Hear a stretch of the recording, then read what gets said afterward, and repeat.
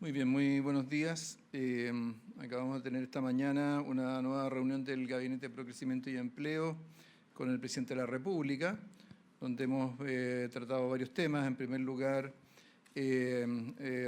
revisamos los datos que surgen de cuentas nacionales del día de ayer, junto con otros indicadores económicos recientes, ligados al comienzo de este año económico.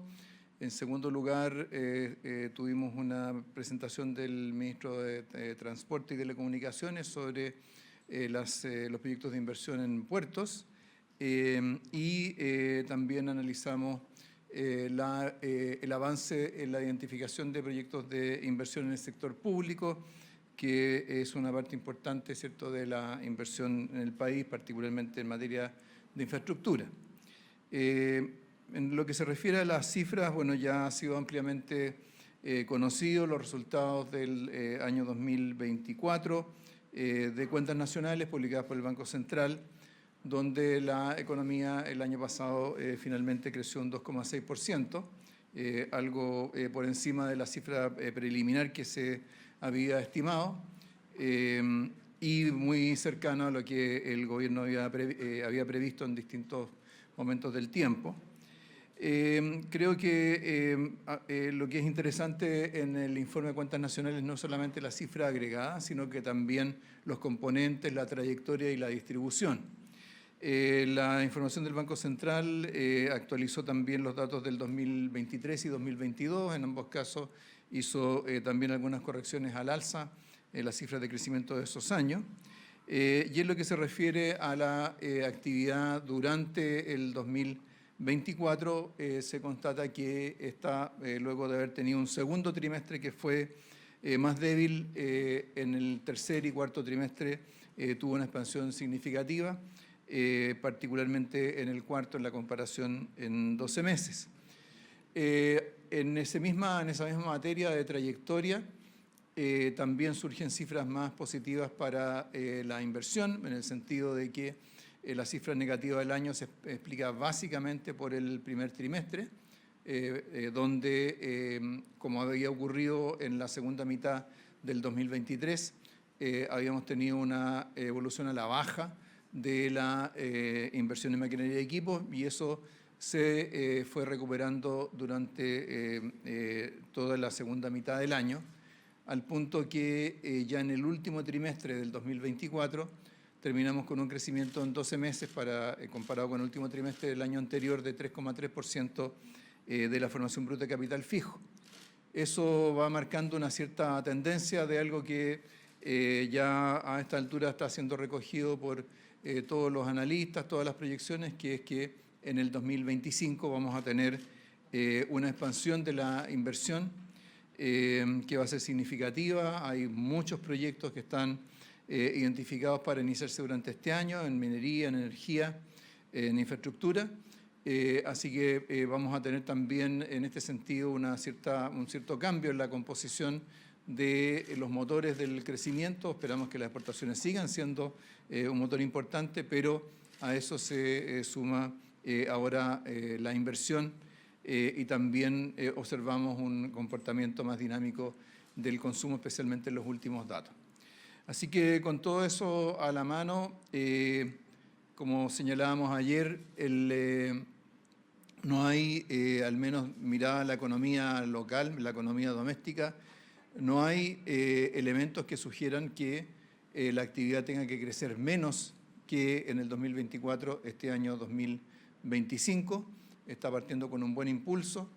Nuevamente recordar algo que señalábamos hace unos días atrás, que justamente ahora cuando vemos las cuentas nacionales nos damos cuenta de que muchas veces tendimos a sobredimensionar datos puntuales de un mes, cuando en realidad lo que hay que mirar es el conjunto. Hay que separar, como se dice, la paja del trigo. Hay que separar aquellas cosas que son movimientos puntuales, estacionales, de aquellos que van marcando más la tendencia. Eso se refleja en las cuentas nacionales, pero también ¿cierto? Nos enseña que cuando vemos un dato puntual de un mes siempre tenemos que separar lo que es transitorio de lo que marca más bien o lo que refleja más bien una tendencia en la economía. Y eso ojalá que lo podamos mantener durante los próximos meses para no tener tanto debate sobre datos de corto plazo y tener la mirada puesta más bien en hacia dónde se está moviendo la economía, y esa dirección claramente durante el año 2024 fue una expansión y lo seguirá siendo en el 2025. Le dejo la palabra al ministro Muñoz para que se refiera al tema de puertos.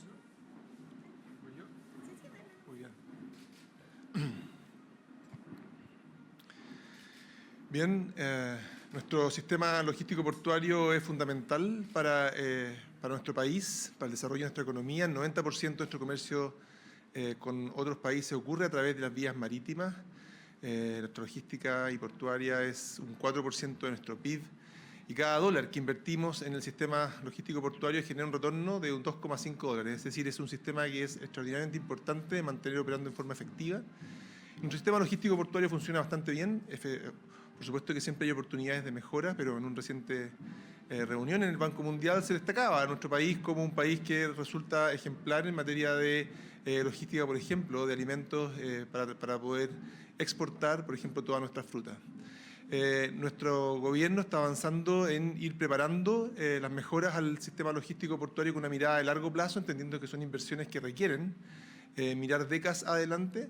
Estamos trabajando no solamente en un marco regulatorio mejor para el sistema, sino que también con proyectos bastante específicos. Y hoy día pudimos revisar los proyectos más emblemáticos. Nuestro foco estuvo puesto en 4 proyectos. Primero, el puerto de San Antonio, un puerto en que estamos trabajando para que su operación actual pueda aumentar de los 2 metros de altura de ola a 2,5 y así poder mejorar la fracción del tiempo del año en que tenemos el puerto operativo, un proyecto que es realmente muy relevante. Pero lo más importante acá también, en la mirada de largo plazo, es el puerto exterior, un proyecto de 4.000 millones de dólares que debiera aumentar en 6 millones los contenedores anuales que es capaz de transportar, de mover el puerto de San Antonio. El punto de referencia es que nuestro puerto actual mueve cerca de 2 millones de contenedores. Pasar a aumentar 6 más es una inversión muy importante. Y hoy día se hizo una revisión de los distintos procesos asociados a que el puerto pueda, durante el presente año, hacer la licitación durante este gobierno del módulo de abrigo, y estamos en un proceso de precalificación de empresas y también de revisar las obras habilitantes para que ese puerto pueda llevarse adelante. Además, es un proyecto en el cual se está trabajando junto con las autoridades locales para que sea un proyecto que al mismo tiempo permita no solamente generar el empleo. Se proyectan 2.000 personas trabajando durante la construcción, 2.000 personas trabajando durante la operación. Evidentemente es un proyecto que va a dejar mucho a la ciudad, pero la idea también es que el puerto sea un hito que permita que la ciudad también florezca. En el puerto de Valparaíso hay un proyecto importante de reordenamiento. Son 4 instancias. Por una parte, la extensión del terminal Costanera, la instalación del terminal, la extensión del terminal 3. Vamos a habilitar una zona de almacenamiento de contenedores en la playa de San Mateo, y también la construcción de un muelle, ¿verdad?, multipropósito, particularmente para cruceros en una ciudad que tiene una vocación turística evidente.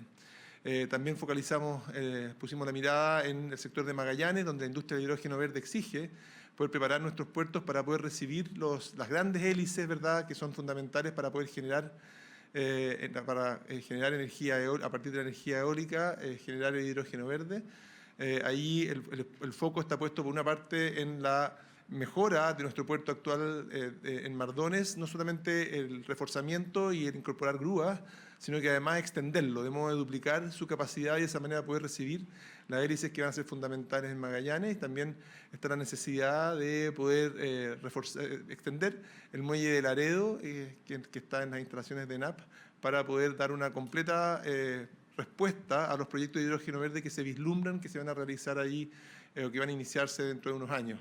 La idea es poder anticiparnos de modo que la infraestructura esté cuando los proyectos lo requieran. También hay un trabajo importante en el muelle Prat. Este muelle que hoy día está donde recibimos los cruceros, se está extendiendo en la fase 2 para poder recibir barcos de hasta, si recuerdo bien, 289 metros, pero viene una tercera fase para poder recibir los barcos de crucero más grandes de 310 metros, al mismo tiempo de habilitar un nuevo terminal para cruceros. Y como cuarto punto importante está la zona norte del país, donde el corredor bioceánico que viene desde Brasil, Paraguay, Argentina, Chile, que se proyecta, ¿no es cierto?, que las obras van a estar concluidas dentro de los próximos años en nuestros países vecinos, exigen una mirada completa y robusta de nuestro sistema logístico de transporte en esa zona. Aquí estamos hablando de los puertos de Antofagasta, Iquique, Mejillones.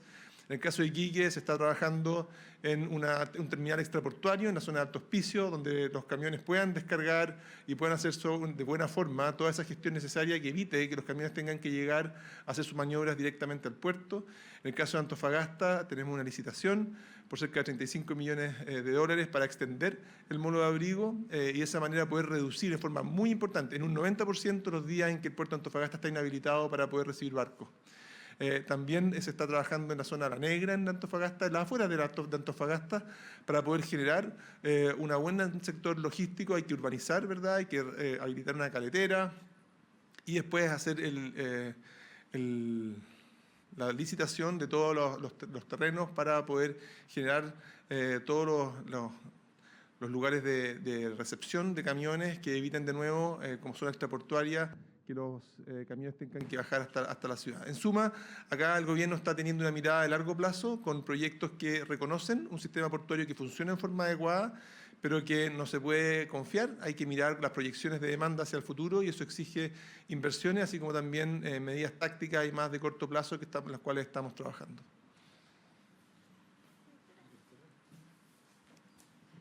En el gabinete también revisamos las metas de identificación de la inversión pública.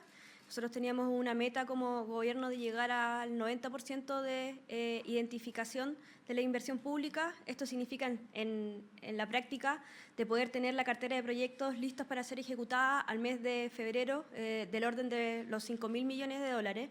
Esa meta fue cumplida, la meta era el 90%, se identificó el 91% y eso significa que tenemos estos proyectos listos para ejecutar durante el año. La totalidad de estos proyectos es superior a la que teníamos a la misma fecha el año siguiente y además también revisamos las proyecciones de inversión pública para el año de manera que podamos llegar a una cifra histórica de aquí a diciembre de este año. El año pasado fue un año donde la inversión pública creció del orden prácticamente todo el año del orden de más de 2 dígitos comparado con el año anterior y esperamos que mantener ese ritmo durante este año.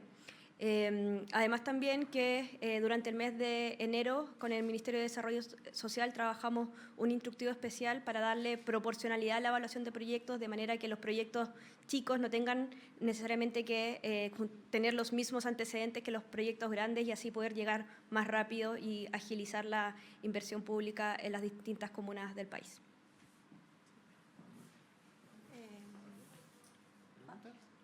Pregunta. Muy buenos días a todos y a todas. Como pueden ver, este Gabinete de Procrecimiento de Empleo sigue avanzando, seguimos cumpliendo con Chile y seguimos entregando buenas cifras en materia de inversión. Esta es una materia que es esencial para nuestro gobierno. Las cifras han avalado que este trabajo está dando resultados y se logra con un compromiso en la gestión y en el seguimiento de proyectos que sin duda ha sido intensivo, priorizado y llevado adelante con mucho profesionalismo y involucramiento de todos los ministros. Así que buenas noticias el día de hoy. Tenemos preguntas. Sí, buenos días, ministros. Buenos días. Para el ministro Marcel, ayer en un seminario la candidata presidencial Evelyn Matei manifestó algunas ideas de lo que podría ser su programa de gobierno, estableciendo la invariabilidad tributaria y avanzar hacia un impuesto corporativo de 18%. Quería que me señalara qué le parece, ¿es factible eso? ¿Hasta qué punto? Y lo segundo que le quería preguntar, ministro, es respecto al proyecto de impuesto a la renta. Usted señaló que marzo iba a ser un mes, digamos, importante de definiciones. Ya tuvo las reuniones con la oposición, las va a tener, y si se mantiene marzo como el mes para presentar esa iniciativa. Sí, partiendo de lo último, las invitaciones para esa reunión están hechas para los próximos días, así que veremos qué es lo que resulta de esas conversaciones. Por el momento no hay mucho más que agregar sobre este tema. Y sobre las propuestas tributarias, bueno, creo que a lo largo de la campaña que vamos a tener durante los próximos meses, que va a tomar buena parte de este año, seguramente vamos a escuchar muchas propuestas con implicancias fiscales. Y creo que más que las opiniones que pueda tener el gobierno, que no debería ser parte, ¿cierto?, de esa disputa presidencial, Uno cabría esperar que así como cuando el gobierno toma decisiones en materia fiscal, hace proyecciones, etcétera, tiene un ente que opina y se pronuncia al respecto, como es el Consejo Fiscal Autónomo. Ojalá que en esta campaña pudiéramos tener, probablemente no el Consejo Fiscal Autónomo, que no lo vamos a querer meter, ¿cierto?, en medio de la disputa presidencial, pero ojalá que pudiera haber una instancia de expertos, ¿cierto?, que ofreciera garantías de neutralidad y que pudiera dimensionar y evaluar las propuestas fiscales de los distintos candidatos sobre su viabilidad, sobre su implicancia sobre los ingresos y gastos, el impacto sobre la sostenibilidad fiscal a futuro. Porque creo que hemos tenido durante un buen tiempo mucha discusión sobre esta materia. El gobierno está haciendo su parte, ¿cierto?, preparando para el informe de finanzas públicas del primer trimestre la actualización de proyecciones, las medidas de convergencia a la senda de consolidación fiscal, pero para que eso a su vez se proyecte más allá del horizonte del actual gobierno, ¿cierto?, lo que uno esperaría es que las propuestas de los distintos candidatos y candidatas pudieran ser evaluados de la manera más objetiva posible. Así que ojalá que pudiera generarse una instancia como esa que pudiera decirle a la ciudadanía ¿cierto? Hasta dónde, ¿cierto?, las propuestas que se plantean son viables, son sostenibles, generan o no generan más problemas fiscales. Gracias. Ministro, buenos días. Ministro, considerando que el programa de gobierno del presidente Gabriel Boric no contenía un acápite destinado a crecimiento económico y que varios de sus dirigentes tampoco reconocían en el crecimiento particularmente como una prioridad, yo quería preguntarle si en retrospectiva, viendo que en el transcurso de este gobierno se han hecho estos esfuerzos como el Gabinete Pro Crecimiento y Empleo, en retrospectiva, ministro, si es que ve que el gobierno ha tenido un giro o un cambio de criterio sobre la relevancia que le da al crecimiento económico. O sea, la verdad es que su pregunta ya contiene esa hipótesis. Pero lo que podríamos decir es que, más allá de lo que estuviera escrito en el programa, la tarea para el gobierno, por lo menos en su primera etapa, fue estabilizar la economía. Todavía, ¿cierto?, en aquel momento, el tema del crecimiento no era central no solo en lo discursivo, sino que en el corto plazo, ¿cierto?, los esfuerzos estaban orientados más bien a estabilizar la economía, a resolver los grandes desequilibrios con los que terminó el gobierno anterior, las presiones inflacionarias, las presiones sobre la cuenta corriente de balanza de pago, la incertidumbre que se generaba en torno al proceso constitucional. Lo que podemos ver es que una vez que eso se logró, que fue, ¿cierto?, lo que se logró entre el 2022 y 2023, la economía retomó una senda de crecimiento. El gobierno, como un todo, asumió el crecimiento como un reto. Y bueno, tenemos ahora instancias como esta, como este Gabinete Pro Crecimiento, presidido por el propio presidente de la República, en el cual no solamente discutimos números, lo que discutimos es ciertos proyectos específicos donde están potenciales cuellos de botella, problemas de coordinación, cómo facilitar la inversión, cómo agilizar decisiones para acelerar proyectos de inversión y con eso contribuir al crecimiento. Así que en términos de la dedicación que tiene esta materia, la agenda de gobierno en la actualidad es claramente algo que convoca y absorbe buena parte de los esfuerzos que desarrollamos como equipo económico y como gobierno en general. ¿Son prejuicios, a su juicio, entonces, estos cuestionamientos de la prioridad que tiene o no el gobierno sobre el crecimiento económico? Se lo pregunto porque este es un debate que ha acompañado los 3 años de gobierno. Sí, es cierto que es un debate que se ha dado, pero las cosas van evolucionando. Y lo que vemos hoy día es que el tema de crecimiento es muy central a la agenda del gobierno. Eso se va demostrando en las acciones del gobierno, en cómo éste se organiza y se va reflejando también, afortunadamente, en las cifras. Buen día, mi pregunta es para el ministro Pardow. Conocimos en las últimas horas el informe final del Coordinador Eléctrico Nacional que confirma una cadena de errores durante el apagón nacional del 25 de febrero. Se detallan, entre otras cosas, que se hizo un trabajo no autorizado en Interchile, que hubo deficiencias en la respuesta de los mecanismos de mitigación y también que hubo fallas en el plan de recuperación del servicio. ¿Cómo se explica que todo esto pueda fallar en un mismo momento? ¿Responde a algún tipo de negligencia de la SEC de no haber fiscalizado previamente toda esta situación? Y también, ¿qué medidas se van a tomar para evitar que algo como esto vuelva a ocurrir? Sí, bueno, efectivamente desde el principio fuimos muy claros en que los estándares con los que había funcionado el sistema eléctrico durante el 25 de febrero no eran aceptables, tanto en lo que tiene que ver con la propagación de la falla como en el tiempo de recuperación del servicio. Y fuimos muy claros en que las responsabilidades se iban a hacer valer en el cauce institucional que tenemos para ello. Lo que ocurrió ayer fue la entrega de un estudio de análisis de falla de cerca de 300 páginas que aporta evidencia sobre eso y es el primer paso dentro de este proceso institucional. Ahora lo que corresponde es que en los siguientes 10 días hábiles las empresas hagan los descargos respecto de lo que el coordinador ha incluido en su estudio ante la Superintendencia de Electricidad y Combustible, y sobre esa base la Superintendencia de Electricidad y Combustibles va a determinar los cargos correspondientes y su magnitud. Es importante aclarar que, digamos, el espacio de fiscalización que le corresponde a la Superintendencia de Electricidad y Combustible en este marco incluye a todos los participantes del sistema eléctrico, y eso incluye a las empresas como también al Coordinador Eléctrico Nacional. También en ese plazo se tiene que entregar la estimación de la energía no suministrada, que es un insumo que le permite también a la superintendencia comenzar con la instrucción de las compensaciones a clientes por efectivamente el suministro que no recibieron durante las horas del apagón. Sobre la base de estos y otros antecedentes que se vayan recopilando más adelante, también tendremos que sacar las enseñanzas que correspondan sobre potenciales cambios a nuestra institucionalidad. ¿Pero hay algún análisis respecto de la responsabilidad previa de evitar que algo así pueda ocurrir? Porque se dieron una serie de fallas en una misma jornada. Entonces la pregunta es, ¿quién previamente tenía que evitar que esto ocurriera? Yo lo he dicho desde el principio. Aquí había un plan de defensa ante contingencias extremas, había otros planes de defensa ante contingencias menos severas también, y había un plan de recuperación de servicios. Los planes estaban.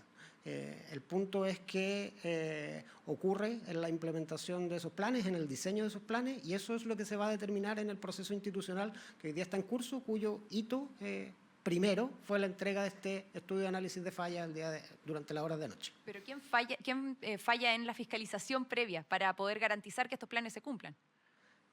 Le insisto, el estudio, estos planes existían, su implementación y los potenciales incumplimientos normativos respecto de la implementación y el diseño de estos planes es precisamente lo que es objeto del proceso que está hoy día en curso. Buenos días, ministro. Quisiera preguntarle por un reportaje de la unidad de investigación de El Mostrador que se publicó durante esta mañana, que básicamente también en el contexto de este megacorte del 25 de febrero señala que el CERNAC habría recibido la instrucción por parte de Correos vía Presidencia de proteger, lo que dicen estos correos es básicamente no molestar a las empresas distribuidoras eléctricas en el contexto, ¿cierto?, del apagón nacional. Preguntarle, ministro, qué antecedentes manejan entonces respecto de este reportaje, porque además el presidente de los funcionarios del CERNAC decía que esto no solo afecta lo que es la credibilidad, ¿cierto?, del servicio, sino también que ellos señalan que esto costó la salida de algunos altos directivos del servicio a propósito de que ellos se habrían opuesto, ¿cierto?, a acatar esta instrucción que, le reitero, supuestamente vendría de presidencia. Sí, efectivamente, eso no es un tema sectorial. Si me permite, la ministra vocera va a abordar esa pregunta. Muchas gracias. A ver, el CERNAC es un organismo autónomo. El propio director del CERNAC aportó antecedentes, entiendo, a la nota que se publicó hoy en la mañana. Desde el Gobierno y desde Presidencia, por supuesto que descartamos cualquier instrucción a un organismo autónomo, eso no ocurrió, ¿verdad? Y respecto de las alegaciones de los funcionarios, es algo que está en desarrollo, es una noticia que hemos conocido en estos minutos y por supuesto se va a analizar igual como se hacen todos los antecedentes, pero quiero ser enfática, aquí no hubo desde Presidencia instrucciones al CERNAC y así fue descartado por el propio director del servicio en su comunicación con el medio y lo reiteramos aquí desde esta vocería, por supuesto. Ministra, en otro tema, la Contraloría va a iniciar un sumario a Gendarmería por las graves anomalías en el sistema de inhibidores de señales en cárceles, por ejemplo, en Ex Santiago 1 y también en el penal de alta seguridad. El proyecto de inhibidores le costó al gobierno 5.600 millones de pesos y se presentó como un sistema guardián. Sin embargo, algunos reos pueden hablar por teléfono y pueden también conectarse por Wi-Fi. ¿Qué falló en esta instancia? ¿Qué está haciendo el gobierno también para que este sistema no sea finalmente inútil? Y también preguntarle por qué Gendarmería siguió pagando a la empresa cuando no sabían si el sistema estaba operando bien. A ver, quisiera precisar algunos puntos. El sistema está funcionando y es posible hacer muchas mejoras, ¿verdad? Como cualquier sistema tecnológico de esta naturaleza, y eso es algo que, por supuesto, se trabaja permanentemente, pero más aún a propósito de esta información, ¿verdad? Y respecto de lo específico, el director de Gendarmería, que es quien está a cargo de esta materia, se va a referir en pocos minutos, creo que alrededor del mediodía, a los específicos de cuáles son las observaciones y cuáles son las medidas que se van a tomar para corregir y así conseguir un óptimo funcionamiento de los inhibidores. ¿Está funcionando en su totalidad el sistema y también se puede comprobar eso por parte de Gendarmería que está funcionando? El sistema está funcionando, los detalles de cuáles son los espacios de mejora o dónde pueden existir algunas fallas es algo que está a cargo de Gendarmería y el propio director se va a referir a la materia ahora, luego en la mañana.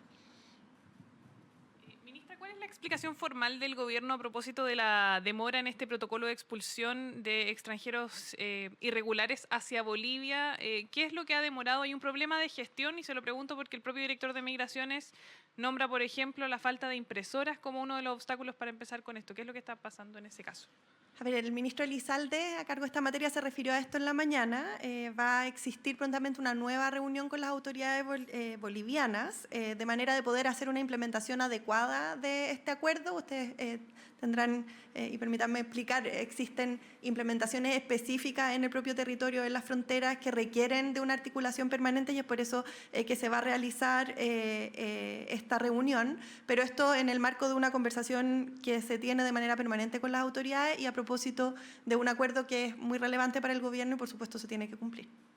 ¿Hay un problema de gestión de parte, por ejemplo, de las autoridades chilenas o es solamente algo de respuesta de Bolivia? Se lo pregunto por los ejemplos que puso el director de Migraciones en esta comisión del Congreso. Tiene que ver con la implementación de procesos que, por supuesto, son complejos en territorios que sabemos también tienen sus propios desafíos, ¿verdad? Como gobierno hemos avanzado muchísimo en mejorar la infraestructura de fronteras, en incorporar tecnología en esas áreas, pero cuando ocurre con cualquier acuerdo de esta naturaleza es necesario implementar nuevas medidas, por supuesto que son necesarios los ajustes, y a eso se refirió el ministro Elizalde hoy día a la mañana. Ministra, desde la Comisión de Constitución del Senado han acusado que la indicación sustitutiva que ingresó el gobierno en la reforma al sistema político solo retrasaría la tramitación. De hecho, el senador oficialista Pedro Araya, senador del PPD, dice que se sacó la calculadora electoral para esta indicación y que pareciera que el gobierno busca dejar caer esta reforma. Queríamos preguntarle si es una prioridad o no para el Ejecutivo sacar adelante una reforma al sistema político y si hay algún compromiso para que esto se resuelva antes de que termine este periodo. A ver, desde el gobierno hemos sido muy claros, para nosotros es fundamental fortalecer la representación y darle estabilidad al sistema político y es por eso que se trabajó en un conjunto de indicaciones que fueron presentadas, indicaciones que hoy día están siendo analizadas por los parlamentarios y sus partidos que apuntan en esta dirección. Ahora, igual como ha ocurrido en otras materias y particularmente en áreas que son tan sensibles, lo que se busca son generar acuerdos que sean viables a la hora de la votación. Como gobierno nos interesa avanzar en la reforma del sistema político y eso supone, igual como cualquier reforma, ¿verdad?, encontrar esos mínimos comunes, construir acuerdos en torno a eso y en base a eso se presentaron estas indicaciones y creo que lo hemos dicho todos, ¿verdad?, siempre abiertos al debate político que pueda mejorar en el trabajo de colegislación entre el Ejecutivo y el Parlamento las propuestas que se envían. ¿Hay una convicción entonces del gobierno de sacar adelante esta reforma? Porque desde los senadores oficialistas, al menos el senador Pedro Araya, dice que la dejaron caer. Por supuesto que existe una convicción, esto es una materia prioritaria, hemos avanzado en construir propuestas que sabemos pueden tener éxito en el Parlamento, se ha trabajado con los distintos partidos, la ministra Lobo y el subsecretario Facús están ahí permanentemente en el Congreso, comprendiendo los desafíos de esta materia y generando esos acuerdos, así que nosotros queremos avanzar en esta reforma, por cierto, y así lo hemos demostrado en todas nuestras acciones. Ministra, el gobierno lamenta la frase del ministro de Agricultura Esteban Valenzuela respecto a dejémonos de llorar. Reconocen que fue poco empático, el gobierno pide disculpas al respecto y en esa línea le quería preguntar lo que pasó ayer en la Comisión de Agricultura del Congreso, de la Cámara particularmente. Echaron en falta la presencia del ministro del Interior, Álvaro Elizalde, y de la subsecretaria Leitao y por esas ausencias no se vio el primer punto que tiene que ver con la Política Nacional de Seguridad Integral Rural. ¿Por qué no fueron? A ver, lo primero, y esto lo señaló el ministro Elizalde también hoy día en la mañana, efectivamente no fue la mejor frase. En estas materias hay que ser muy empáticos con los distintos actores involucrados y sabemos que es un área de especial preocupación de los chilenos y chilenas y donde como gobierno hemos constantemente lamentado cada uno de estos acontecimientos, pero también actuado con energía para encontrar a los responsables, para determinar responsabilidades y para mejorar nuestro sistema y nuestra infraestructura. Y en esa línea es en la que seguimos trabajando. Ahora, en el específico respecto a la asistencia a las autoridades, a las comisiones, hoy día tenemos muchos proyectos funcionando, hay muchas iniciativas de gobierno, la asistencia es permanente, ¿verdad? Pero muchas veces nos coordinamos entre los equipos de gobierno para poder dar cumplimiento a todas las agendas con toda su exigencia y esto se conversa también con los presidentes de las propias comisiones. Respecto al ministro Valenzuela, reconocen que no fue la mejor frase, que hay que ser empáticos, pero más allá de eso, ¿han hablado con él? ¿Le han llamado la atención respecto a sus dichos?